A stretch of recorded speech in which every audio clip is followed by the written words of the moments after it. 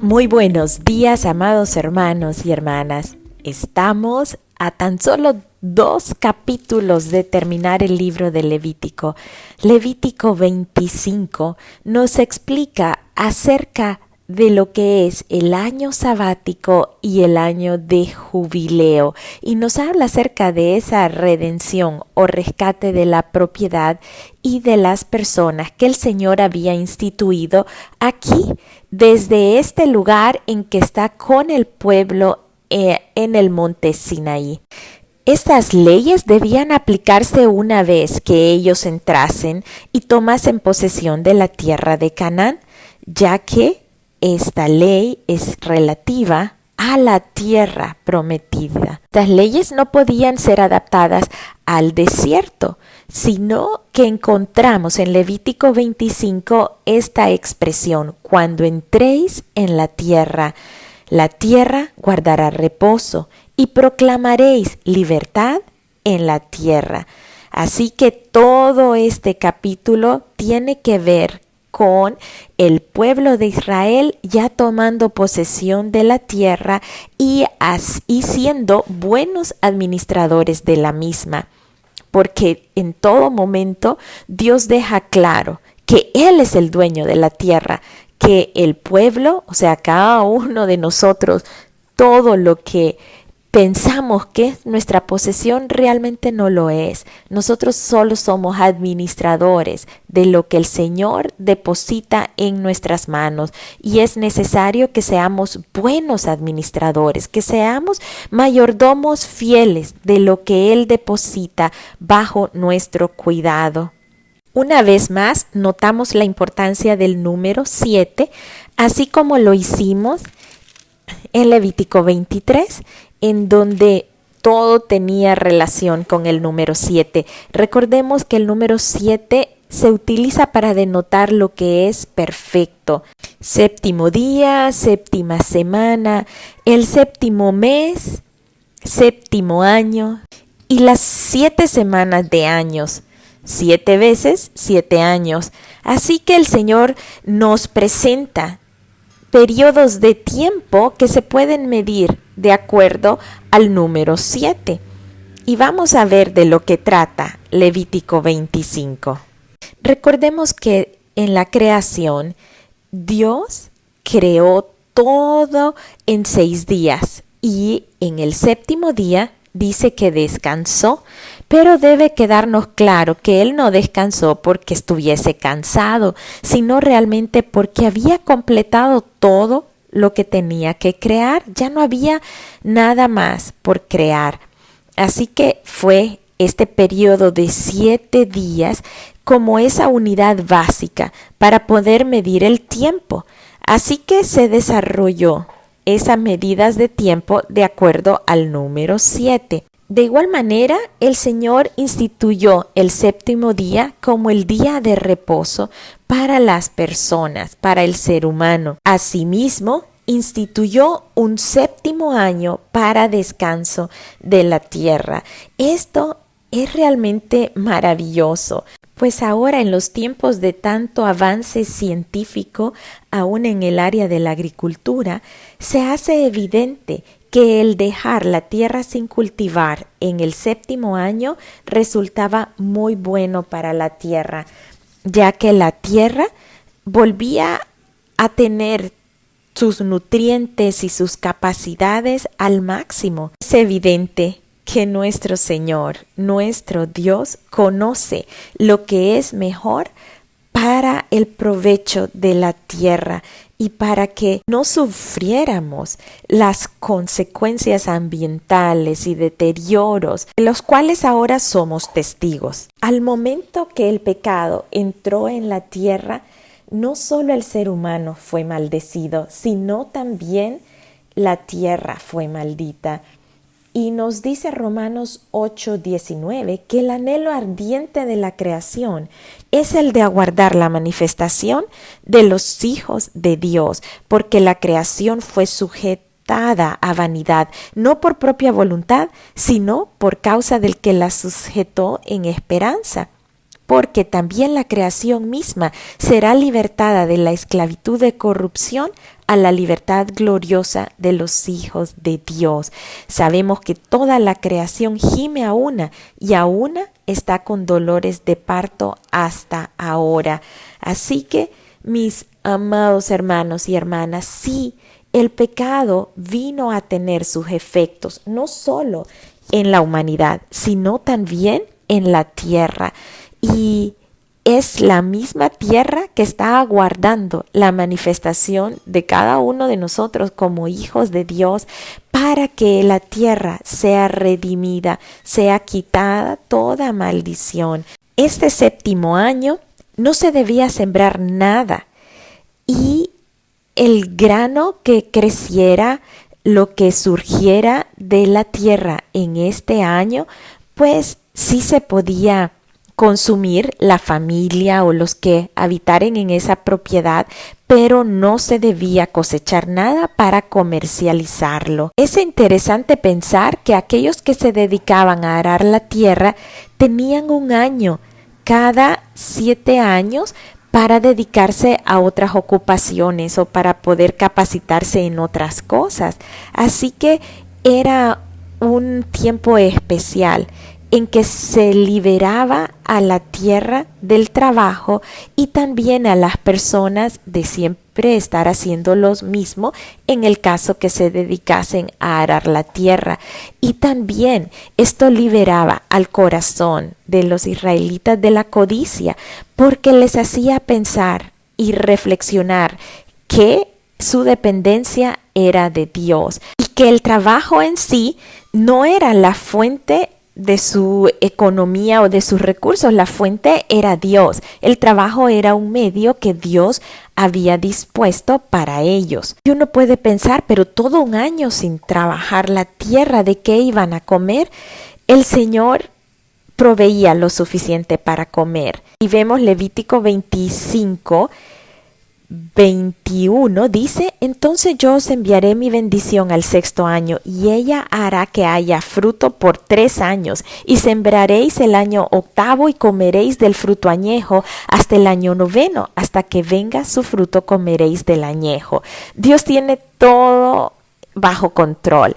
Él, el 6º día, iba a hacer que la tierra produjera para 3 años. Así que cubriría el año en que no iban a laborar en la tierra, cubriría al año siguiente también en que iban a cosechar y todavía tendrían para un año más. Dios es maravilloso, a Él no se le escapa nada y bajo su sombra nosotros podemos estar seguros y saber que Él siempre va a proveer para cada una de nuestras necesidades. A esto se refería ese año sabático. Y luego tenemos la explicación a partir de Levítico 25:8 de lo que es el año de jubileo. Y nos habla que se contarían 7 semanas de años, es decir, se debía multiplicar 7 por 7, son 49 años. A los 50 años, cada 50 años, se debía celebrar el año del jubileo. Este debía ser el periodo más esperado y de mayor alegría y gozo de toda la sociedad, pues lo que implicaba este año es que cada 50 años todas las tierras rentadas o hipotecadas debían ser regresadas a los dueños originales y asimismo todos los que eran esclavos y trabajadores que habían sido comprados o por necesidad se habían tenido que entregar de sirvientes a otras personas, eran liberados. La intención de esta ley era asegurar que todos tuvieran acceso a los medios de producción y que las decisiones de un familiar no implicasen la maldición de las siguientes generaciones, sino que todos pudiesen cosechar los frutos de su propio trabajo. Recordemos que una vez que este pueblo entrase a la tierra de Canaán, la tierra se le iba a asignar por familias y ellos debían de tener cuidado de esta tierra. Así que la idea de este jubileo era que no se debía vender la tierra a perpetuidad, ya que la tierra le pertenecía al Señor y no a las personas. El jubileo venía a evitar que las familias perdieran sus tierras por causa de caer en pobreza o en hipotecas o rentas. Así que la manera como se previó esta situación era que la tierra únicamente se daba en arrendamiento. Si alguien estaba en pobreza, la daba en arrendamiento, pero esto se calculaba de acuerdo a los años que hacía falta para el jubileo, porque en el jubileo la persona propietaria de esa tierra la iba a volver a recuperar. Así que este era un medio que les facilitaba a las personas que habían caído en pobreza que consiguieran algún dinero, que era prácticamente el dinero producto de la renta de las tierras, sin caer en despojar a la familia entera de su medio de producción o de las tierras para habitar. Este año de jubileo se celebraba con gran algarabía y dice que tocará fuertemente el cuerno el 10º día del 7º mes. En el día del perdón o la expiación tocaréis el cuerno por toda la tierra. Es decir, que este cuerno, este sonido de trompetas, se debía escuchar por toda la tierra. Y de esta manera se proclamaría libertad por toda la tierra. Será año de jubileo, de liberación para vosotros, y cada uno de vosotros volverá a su posesión, y cada uno de vosotros volverá a su familia.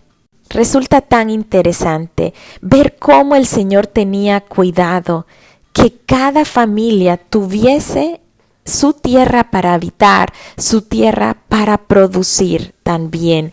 Él estaba delegando la tierra en mano de su pueblo para que la cuidasen y la sembrasen. Pero es un Dios tan bueno que también estaba teniendo medidas para asegurar que las personas no perdiesen su posesión y que nadie se enseñoreara el uno del otro, que nadie viniese a monopolizar las tierras y los medios de producción como suele suceder en nuestros tiempos.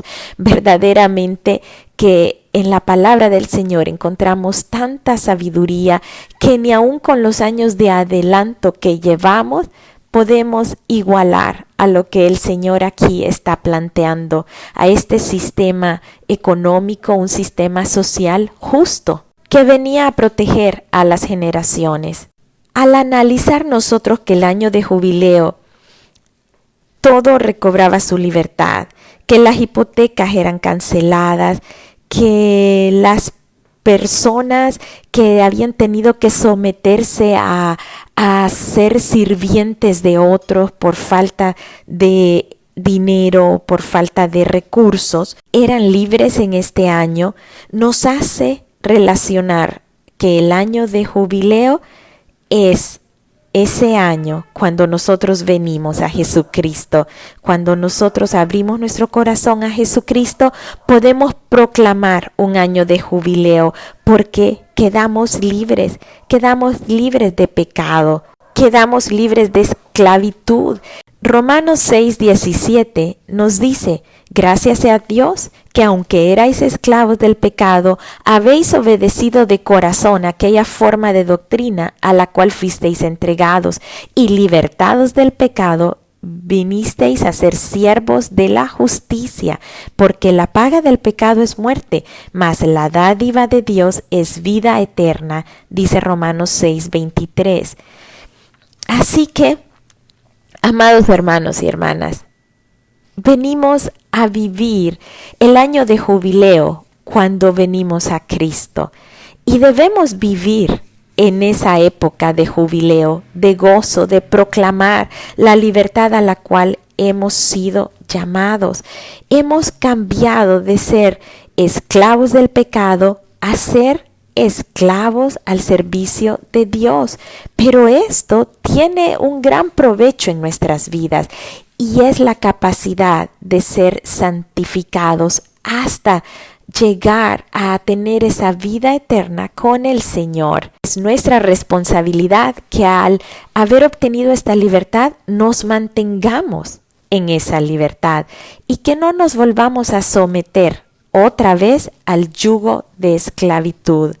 Estando Jesús en esa sinagoga en Nazaret, donde él se había criado, él entró allí y Lucas 4:17 hasta el 20 nos narra qué fue lo que el Señor Jesús leyó en la sinagoga.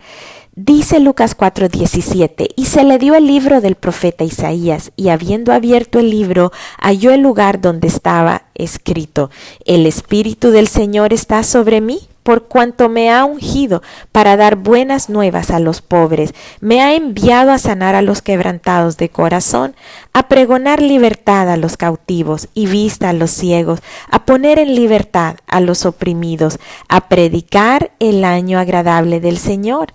Y enrollando el libro, lo dio al ministro y se sentó, y los ojos de todos en la sinagoga estaban fijos en él, y comenzó a decirles: Hoy se ha cumplido esta escritura delante de vosotros. Hoy se ha cumplido esta escritura en cada uno de nosotros.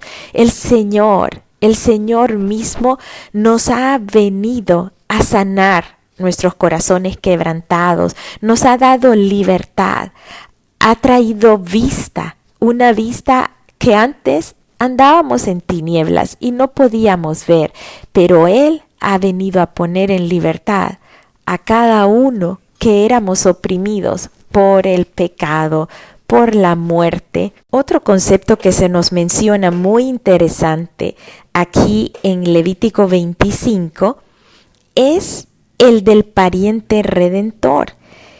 Esto significa que si un hombre hubiese perdido su propiedad o él mismo se hubiese entregado a otro poco después del jubileo, significaba que faltaban muchos años para que fuera el siguiente jubileo. Así que quizás esta persona ya envejecería en lo que pasaban, 48 o 49 años. Por tanto, Dios permitió que hubiese esta ley del pariente redentor, en la que un familiar podía actuar como redentor y podía pagar al comprador de acuerdo con el número de cultivos anuales que restaran hasta el siguiente año de jubileo. Así que la tierra le pertenecería al pariente redentor, pero éste le permitiría a aquel que había dado la tierra, que la había vendido al agricultor, le permitiría que la trabajara y estaría dentro siempre de la misma familia, con el compromiso de devolvérsela en el siguiente año de jubileo. Si no había ningún pariente redentor, entonces ahí no había otra manera más que esperar el siguiente año de jubileo. Existían también casos críticos, suponiendo que había un agricultor que no podía pagar el préstamo ni tampoco sustentarse a sí mismo o a su familia. Entonces él se tenía que vender a sí mismo a un prestamista y al trabajar pues su salario podía usarse para reducir esta deuda y el año de jubileo volvería a adquirir su tierra y su libertad. El versículo 42 y 43 nos queda claro que a lo largo de estos años el prestamista no debía tratarlo como esclavo, ni venderlo como esclavo o enseñorearse de él, sino que dice que debía temer a Dios. Así que esto los ponía en la perspectiva correcta, que todos en el pueblo de Dios son esclavos de Dios, que Dios los sacó de Egipto y que nadie podía ser dueño de ellos mismos, porque Dios ya era su propio dueño.